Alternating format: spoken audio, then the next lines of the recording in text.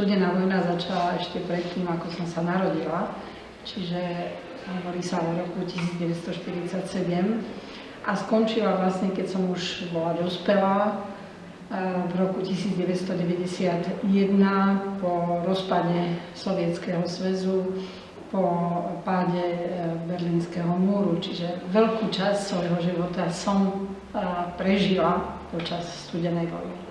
Určite som nerozumela tomu, že je to studená vojna. Vedela som, že tá situácia je zvláštna.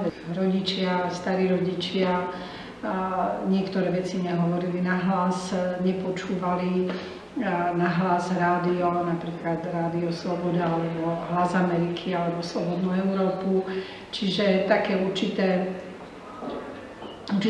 takú zvláštnu situáciu som vnímala aj ako dieťa.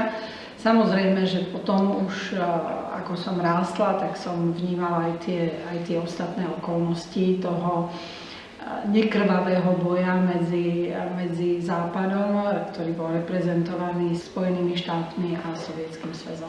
Ľudia sa báli niečo povedať nahlas, napríklad boli členmi komunistickej strany, báli sa s nej vystúpiť, tí, ktorí chceli obsadiť nejaký post, či to už bolo v priemysle, v školstve, ale aj v zdravotníctve a na iných štátnych funkciách, tak museli byť členmi komunistickej strany. Panovala to isté ministerstvo strachu, kde ľudia si vzájomne nedôverovali, bola obmedzovaná náboženská sloboda, obmedzované vyučovanie náboženstva na školách. Tí rodičia, ktorí dali deti na náboženstvo, tak boli prenasledovaní v práci a ten dôsledok bol taký, že väčšina ľudí, hlavne už v tých 70. 80. rokoch ani deti na náboženstvo nedala. Naša rodina v období studenej vojny bola dotknutá celkom priamo, pretože môj otec, ktorý v tom čase prednášal lekárskú chémiu a biochémiu na lekárskej fakulte v Košiciach a vlastne zakladal tieto ústavy, tak v 53. roku bol zaistený štátnou bezpečnosťou. Po roku vyšetrovacej väzby bol odsúdený na 12 rokov väzenia, stratu občianskych práv a prepadnutie všetkého majetku.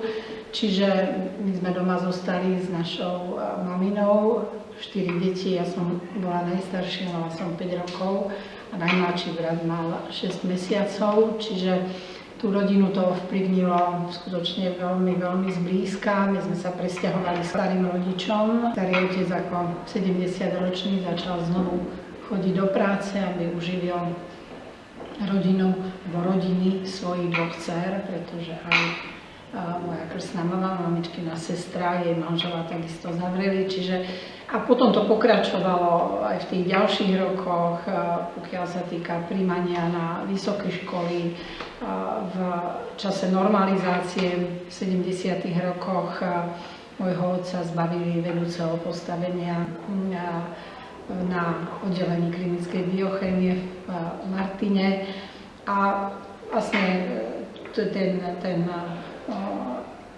dých tej studenej vojny sme cítili až do pádu Berlínskeho múra.